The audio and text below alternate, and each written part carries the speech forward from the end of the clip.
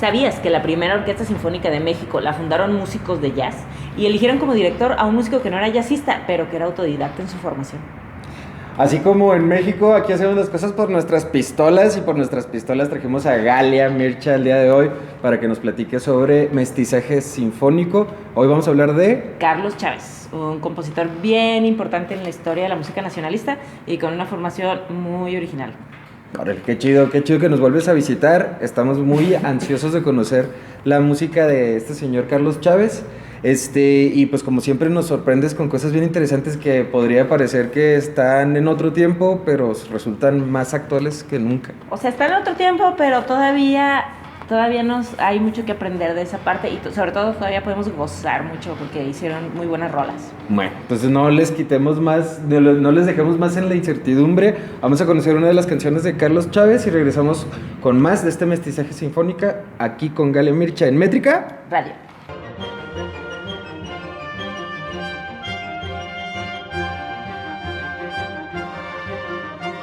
Sinfonía India, del compositor mexicano Carlos Chávez, con la Orquesta Sinfónica Juvenil del Estado de México y el director Gustavo Rivero Weber. Esta sinfonía es una de las obras más importantes de la corriente mexicana nacionalista.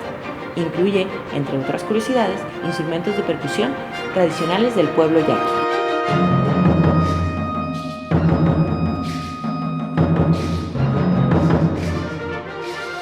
Y regresamos con más de Métrica Radio, hoy en el especial de Chabela Vargas. Caray, sí. Bueno, es que acaba de pasar la revolución, pues sí, y todo eso. Sí, y lo es que a los que nos gustan los zarapes nacemos donde se nos pega nuestra... Claro. Como dijo la tremenda...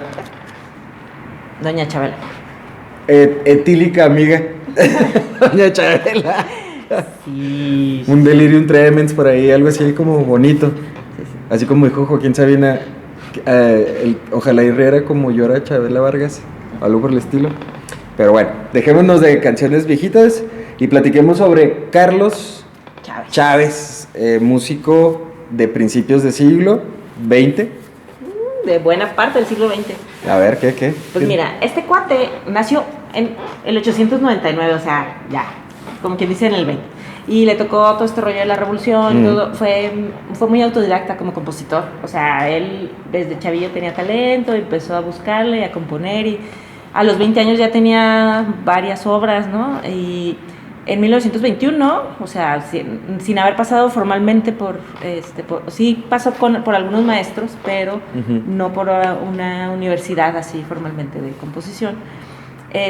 Pero terminó después dando clases, siendo director del Conservatorio Nacional, ¿no? A los 21 años le encargaron un ballet, José Vasconcelos, que era el secretario de Educación en ese entonces, que el Instituto de Bellas Artes era como parte de la Secretaría de Educación, sí. Y que andaban en esta onda de vamos a hacer México, se acaba de terminar la revolución, vamos a volverlo a hacer porque está...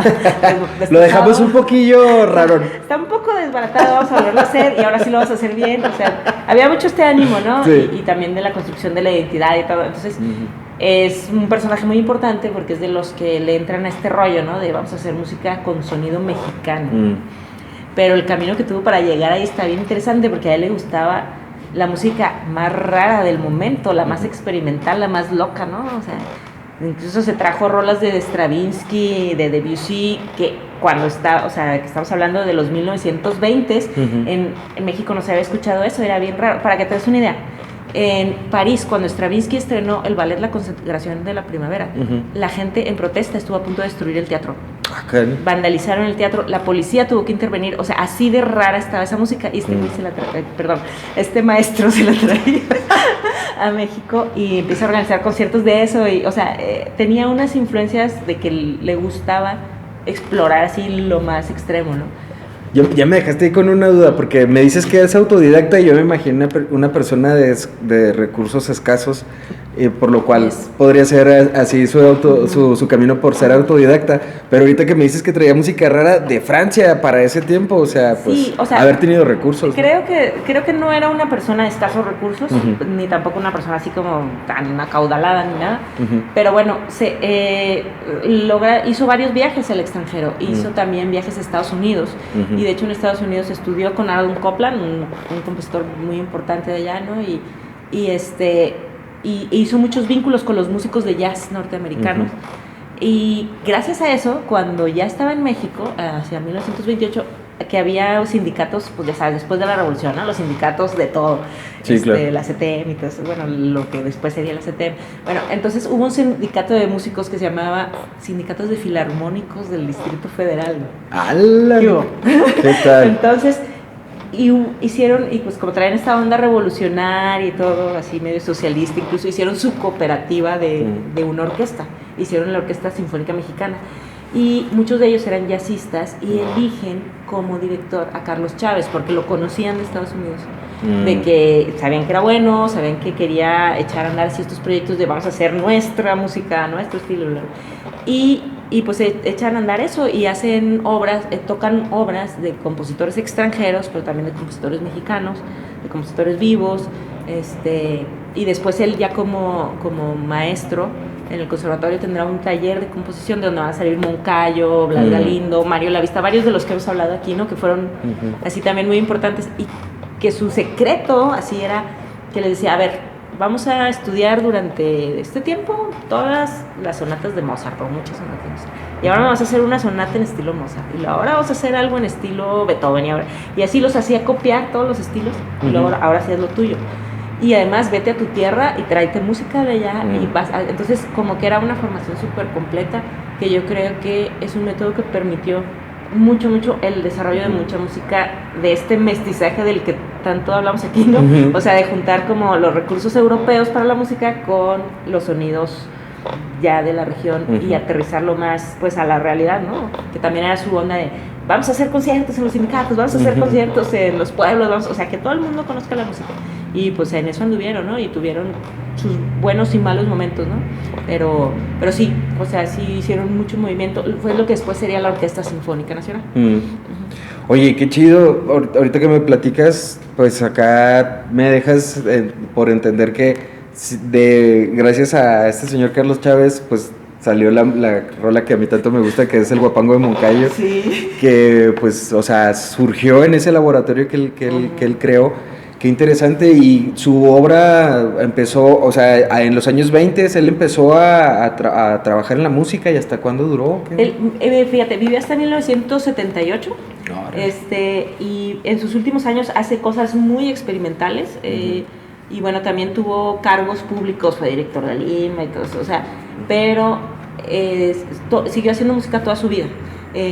Muchas de sus cosas más conocidas son como las de este periodo nacionalista, porque ya las últimas que hizo ya están como más raras, entonces no se tocan tanto, pero siguió haciendo música toda su vida. Y, por ejemplo, ahorita que dices, ¿no? De estas obras que nos gustan, el danzón de Márquez lo has oído, ¿no? Sí, claro. O sea, pues es un danzón en toda su forma. No solamente lo he oído, hasta he grabado un video. Mira, fíjate, con esa canción. Es cierto. Por ahí me recuerda algo. Bueno, pues, o sea, ahorita que vamos a oír Caballos de Vapor, movimiento que es el barco hacia el trópico, hay una parte donde mete algo que parece un danzón, o sea, empieza así con mucho ruido, como el estilo maquinista le dicen, ¿no? Así como que un escándalo, parece que va cada loco por su tema, pero bien coordinados en su desorden, hay su orden. Es que es mucho el estilo de él como lo más característico, pero luego se va metiendo hasta llegar a algo que parece un danzón, ¿no?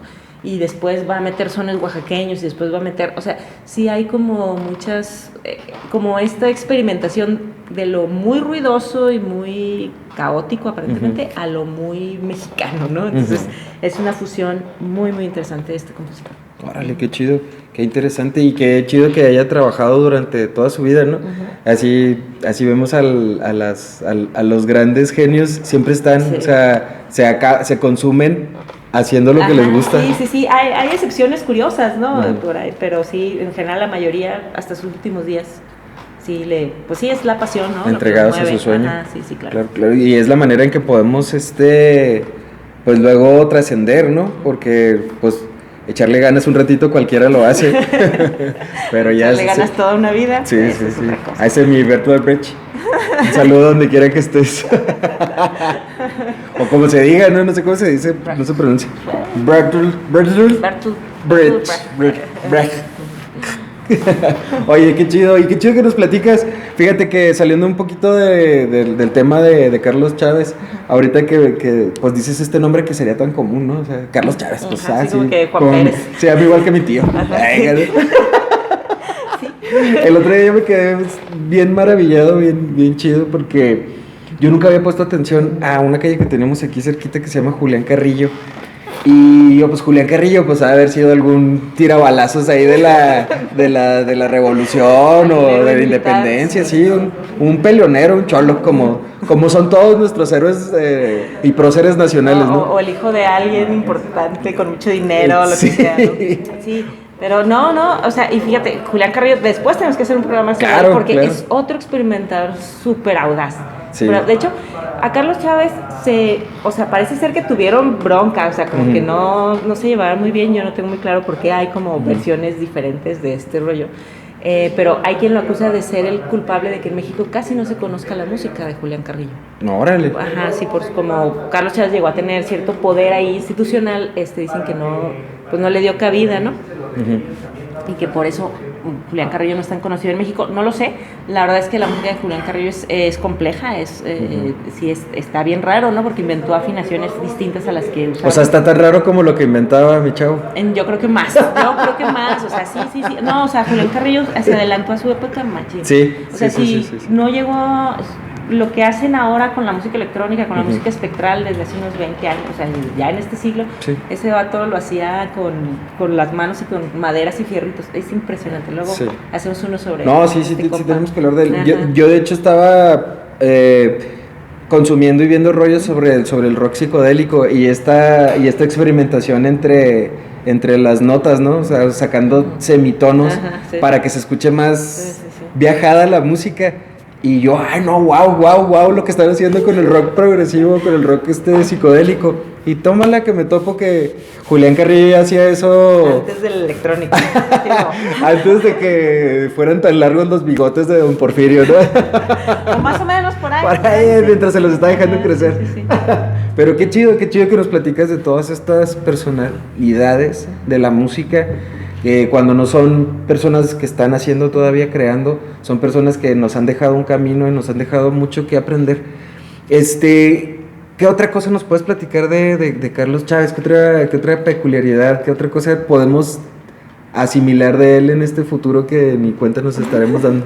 Pues bueno, desde luego su obra tiene muchas cosas.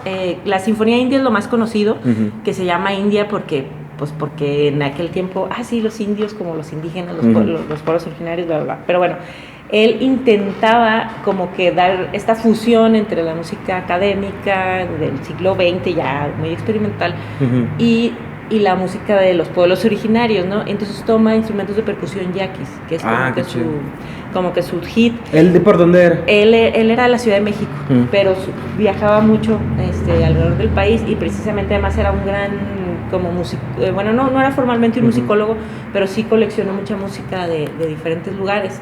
Y aunque ahora en la orquesta, se toca con lo que hay, ¿no? Pero esa obra, porque se toca muchísimo, ahorita vamos a escucharla también, pero sí es como un sonido bien característico de lo que será la música mexicana del siglo XX, ¿no? Entonces yo creo que es una de estas personas que abren camino para todos los demás, ¿no? Deja buenas rolas, pero aparte abre camino para los demás, que serán muy geniales, ¿no? Como Revueltas, Moncayo, todos ellos. Bueno. ¿Quién sabe qué se topó ahí en Punta Chueca? ¿Algún sapito con poderes? Sí, no sé, y bueno, hay una cosa muy gruesa de los yaquis, o sea, sí sabes que el pueblo yaqui fueron muy hostilizados en el siglo XIX. Se los llevaron a Yucatán. Los declararon no mexicanos, los deportaron, todo. Y en la revolución se juntan con el ejército de Obregón.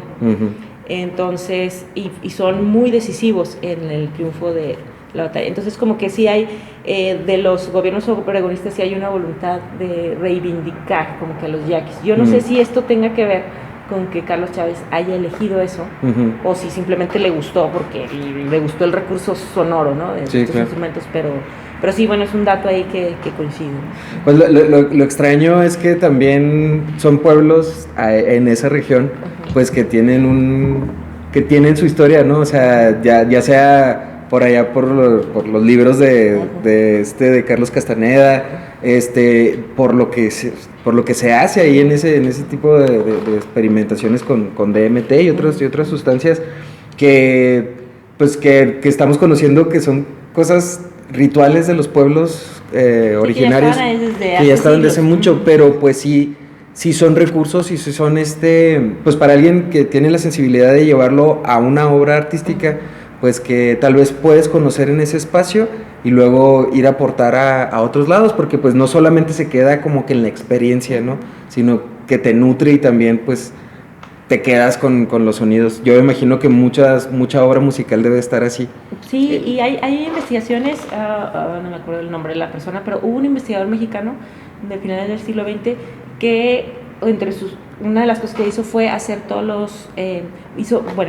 varios rituales con plantas de poder, para tratar de a ver si así podía llegar a escuchar cómo sonaba la música previa al cristianismo, porque mucha de la música indígena, que lo que conocemos como música indígena, ya pasó por la colonización y por las escalas europeas y todo, y entonces como que siempre está la duda de cómo era antes de que se llegara, claro, ¿no? Entonces sí ha habido investigadores que de forma metódica han hecho ese camino buscando esos sonidos perdidos, ¿no? Sí, claro, y es que pues es el degenere y el mal uso de las sustancias que hay en nuestra sociedad consumista, pues a veces desvirtúa lo que la finalidad de esos rituales y de esa magia, ¿no? Al final de cuentas pues se pervierte cuando lo empezamos a hacer cosa de consumo. Pero bueno, por lo pronto todavía tenemos aquí cómo conocer a personas que han explorado chido todos estos, no podemos afirmarlo, pero conocer la obra de personas muy sensibles que han explorado y nos han traído lo que conocen del mundo acá a nuestros oídos. Pues ya nos acabó el tiempo. Muchas gracias por platicarnos ahora de Carlos Chávez. Y pues la próxima pues, nos aventamos a Julián Carrillo, ¿qué? Sí, es un personaje bien interesante. Bien rarito, mi chavo. Vámonos con una música que nos presenta Galia y pues según cómo nos vaya a tocar la edición de estas cápsulas, no sé si ya nos vamos o regresamos, pero tú sigue en métrica. Dale.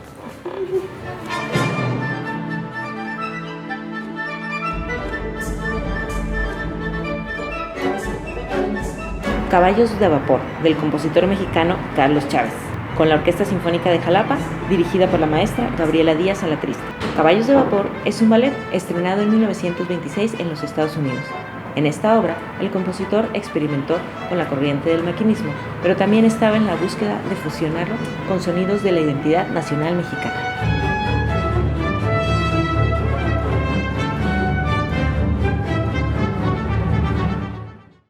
Métrica, mucho tiempo de conocer y más tiempo de admirar.